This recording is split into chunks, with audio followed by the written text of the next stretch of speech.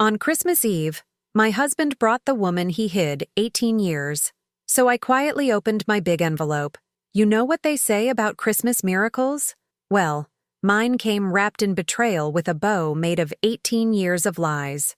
On Christmas Eve, while normal families were singing carols and pretending to like fruitcake, my husband walked through our front door with the woman he'd been hiding in the shadows for nearly 2 decades, smiling like he'd just brought home a rescue puppy instead of his secret mistress. But here's the plot twist nobody saw coming, especially not him. Instead of crying, screaming, or doing that dramatic wine-throwing thing you see in movies, I calmly reached for the thick, sealed envelope I'd been preparing for 6 months. Inside was everything he never imagined I knew. Dates that would make a detective jealous, photos that would make a tabloid editor weep with joy, recordings that could end careers, and the final decision that would set me gloriously free. So while he stood there introducing his side piece like she was some long-lost cousin, I quietly opened my big envelope. And let me tell you, the night took a turn sharper than a sleigh on black ice. But before I tell you about the most satisfying Christmas revenge in human history, do me a favor that'll take exactly 3 seconds. Hit that subscribe button like it owes you money, smash that like button like it's a piñata full of justice, and drop a comment telling me if you've ever wanted to serve divorce papers as a Christmas present.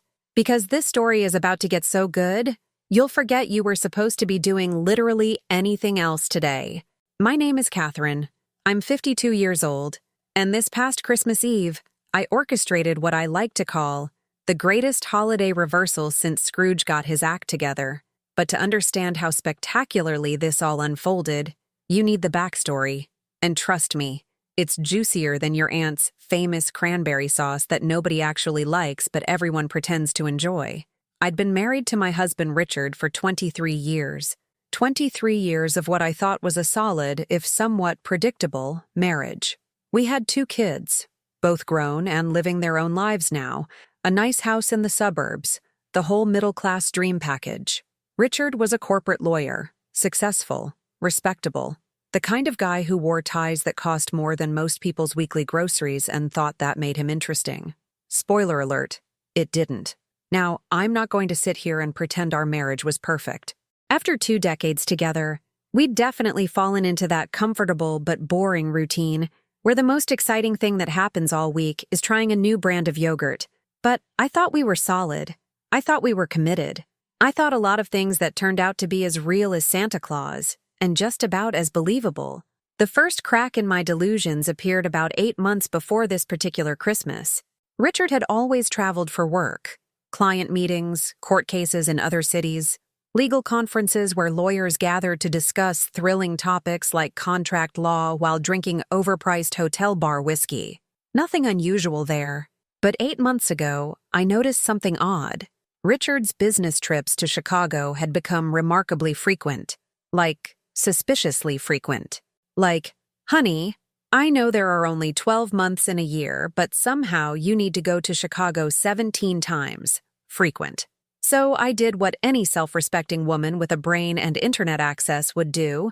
I started paying attention. And what I found was more interesting than any legal case Richard had ever worked on. Credit card statements showing purchases at the same Chicago restaurant every single trip. Not a steakhouse near the courthouse. Not a hotel restaurant. A cozy little Italian place in a residential neighborhood. The kind of place you take someone you're trying to impress, not somewhere you grab a quick business dinner. Hotel charges that didn't match his supposed conference locations. And my personal favorite, a charge for 2 tickets to a Chicago Symphony Orchestra performance on a night he'd told me he was working late on depositions. Now, I'm not a detective, but I can recognize a pattern that's more obvious than a neon sign in a blackout. Richard wasn't going to Chicago for work. He was going to Chicago for someone. Here's where it gets interesting, though. Unlike women in movies who immediately confront their cheating husbands in dramatic parking lot scenes, I decided to be strategic. Because I'm 52 years old, I've been around the block enough times to know that knee-jerk reactions rarely work in your favor, and I was not about to let 23 years of marriage end with me looking like the crazy, emotional wife while Richard played the victim. So I hired a private investigator. Yes, really. A actual private investigator named Donald who looked exactly like you'd expect. Wrinkled suit, perpetual 5 o'clock shadow, coffee addiction that bordered on medical concern. And within 2 weeks, Donald came back with a file so thick it could have been mistaken for a Russian novel. The woman's name was Jennifer. She was 48, worked as an interior designer, and had been seeing my husband for, wait for it, 18 years. 18 years. That's not an affair, people. That's basically a whole second marriage without the annoying legal paperwork. They'd met when Richard's firm hired her to redesign their offices. She lived in Chicago. They'd maintained this long-distance arrangement for nearly 2 decades, seeing each other every 2 to 3 weeks, with Richard using work trips as cover. Donald's file included photos of them together at restaurants, entering her apartment building, walking hand in hand through Chicago parks like they were starring in their own middle-aged romance movie. He had credit card receipts going back years, jewelry purchases, vacation rentals, even a car he'd bought her 3 years ago. A car. He bought his mistress a car while telling me we needed to budget carefully for our daughter's wedding. The audacity. The unmitigated, astronomical, could-be-seen-from-space audacity. But here's what really sent me. In all those photos, all those receipts, all that documentation of an 18-year affair, Richard looked happy, not guilty, not conflicted, not torn between 2 lives, just happy, happier than he'd looked with me in years. And that's when I stopped being hurt and started being strategic. I spent the next 6 months preparing. While Richard continued his double life, completely oblivious that I knew everything, I quietly assembled my case like I was preparing for the trial of the century. I consulted with the best divorce attorney in the state, a woman named Patricia who had a reputation for absolutely destroying cheating spouses in court and seemed to take genuine pleasure in it. I documented every financial irregularity I could find. I copied files from Richard's computer when he wasn't home. I recorded conversations where he lied about his whereabouts. I built a case so airtight that even Richard, with all his legal expertise, wouldn't be able to wiggle out of it. Patricia helped me understand exactly how to protect myself financially. We moved money into accounts Richard didn't know about. We prepared paperwork that would freeze joint assets. We made sure that when this bomb finally dropped, I'd be standing safely behind a legal shield while Richard dealt with the explosion. But I still needed the perfect moment, the perfect setting for the grand reveal. And then Richard himself provided it. 2 weeks before Christmas, Richard came home with an announcement that was so absurd, I almost laughed in his face. "Catherine," he said, using that serious tone he reserved for discussing important matters, "I need to tell you something about Christmas Eve." I braced myself, wondering if he was going to announce another sudden business trip to Chicago. "Jennifer is coming to visit," he said casually, like he'd just announced he'd invited the mailman for coffee. I stared at him. "Jennifer? From Chicago. The interior designer who did our office redesign years ago. Remember? We've stayed friends. She's going through a difficult time. Her family isn't speaking to her. She has nowhere to go for Christmas. I told her she could spend Christmas Eve with us. It's the charitable thing to do. The charitable thing to do." This man was actually standing in our living room, telling me he'd invited his mistress of 18 years to our house for Christmas, and framing it as charity. I have never in my life wanted to throw a lamp at someone's head more than I did in that moment. But I didn't, because I realized something. Richard had just handed me the perfect stage for my grand finale. "Of course," I said sweetly. "That's very kind of you. I'll make sure we have enough food." Richard looked relieved, probably shocked I wasn't questioning it more, but he was too arrogant, too confident in his own deception, to see the trap he'd just walked into. I called Patricia immediately. "He's bringing her here," I told her. "Christmas Eve. He's actually bringing his mistress to our house." Patricia was silent for a moment, then started laughing. "Well," she said, "I've been doing this for 20 years and that's a new one. But it does give us options. Very dramatic options." We revised the plan.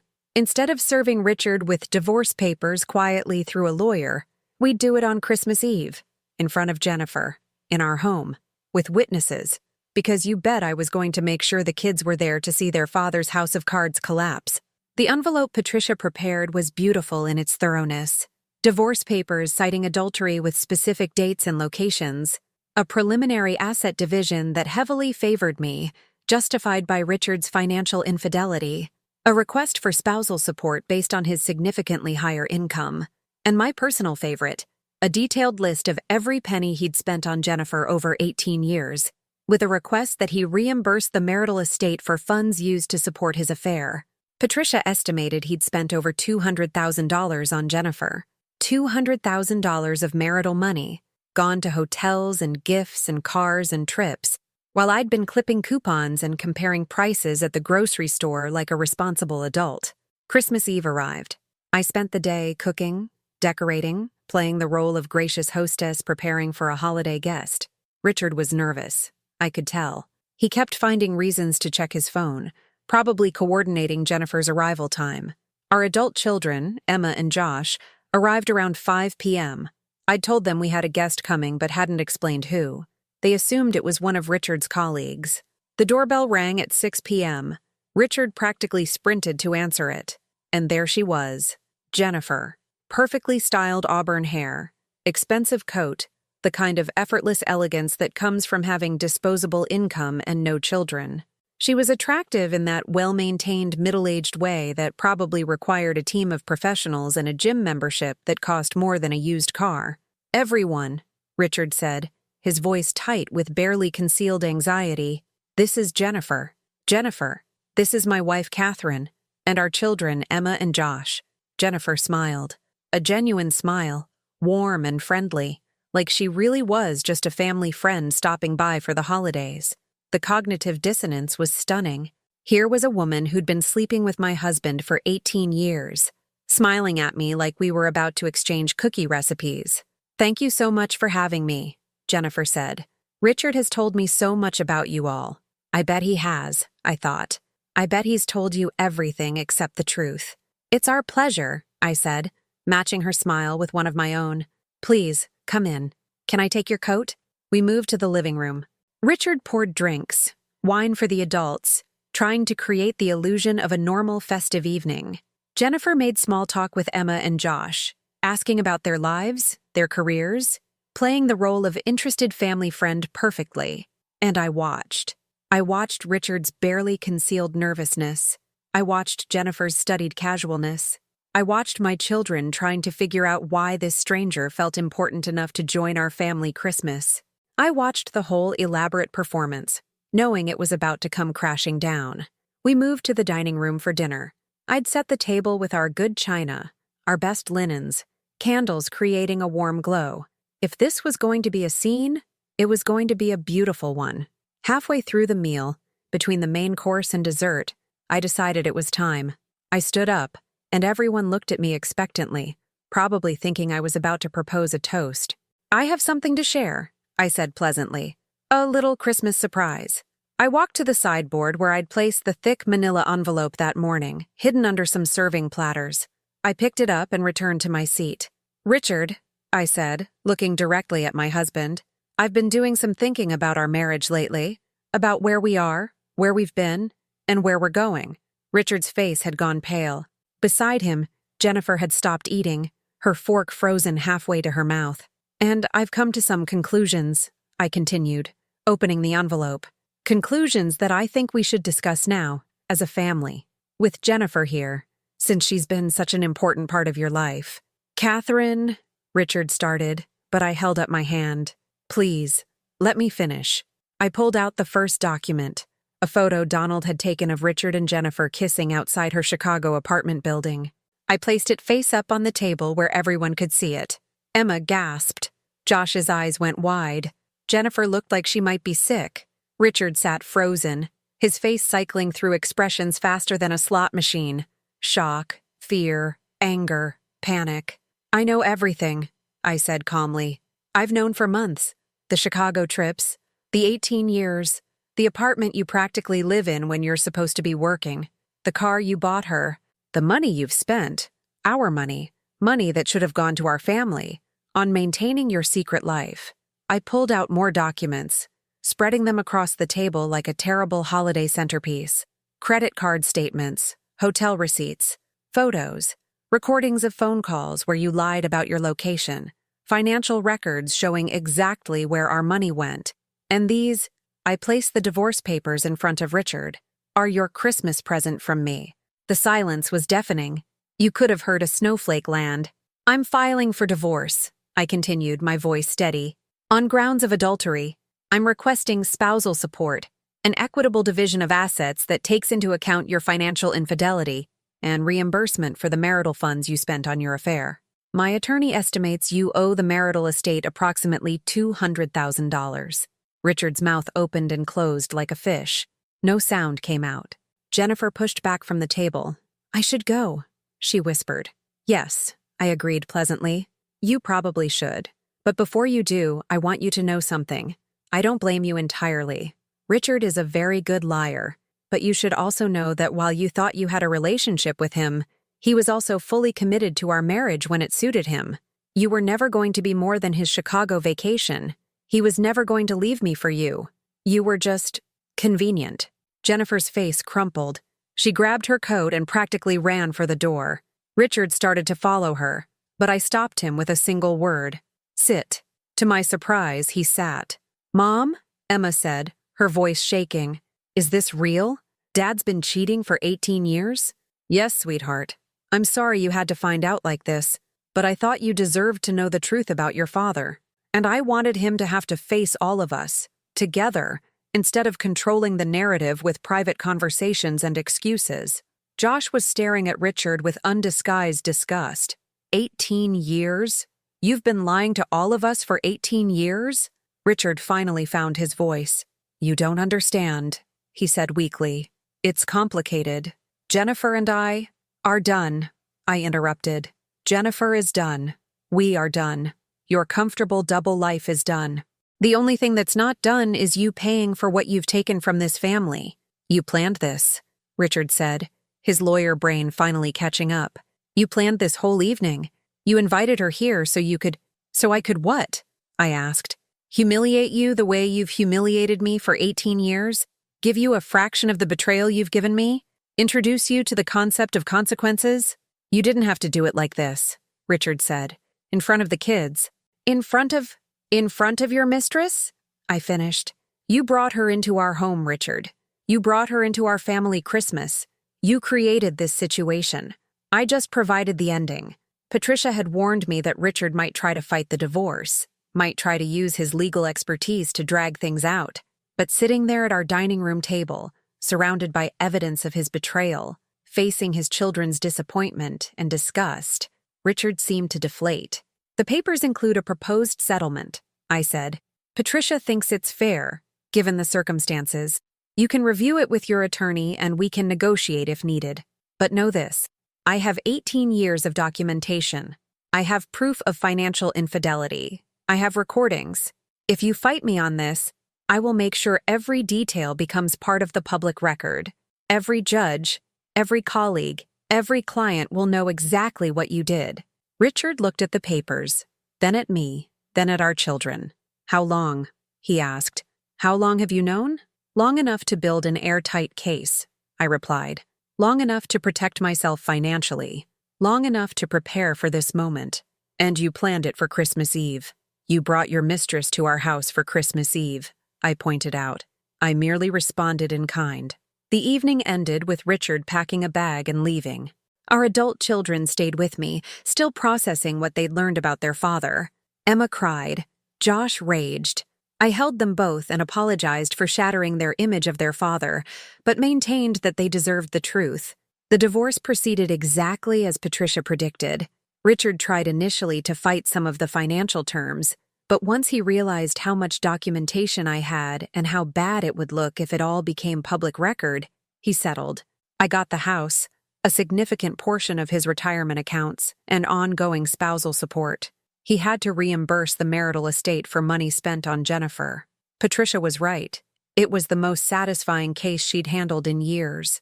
6 months later, I'm living my best life in the house that's now entirely mine, with financial security I fought for and won. Richard is living in an apartment downtown, his reputation in tatters, his relationship with our children strained at best. And Jennifer? I heard she moved back to her hometown, her Chicago design business apparently affected by the scandal. My children have slowly come to terms with everything. Emma told me she's proud of how I handled it, that watching me stand up for myself taught her important lessons about self-respect. Josh has mostly cut contact with Richard, unable to forgive the 18 years of lies. As for me, I learned that sometimes the best revenge isn't served hot or cold. Sometimes it's served on Christmas Eve, with witnesses, documentation, and a thick envelope that represents months of strategic planning. Upbeat music. So that's the story of how I spent Christmas Eve serving my cheating husband divorce papers in front of his mistress of 18 years. Some people hang stockings. Some people bake cookies. I delivered consequences wrapped in legal documentation with a bow made of justice.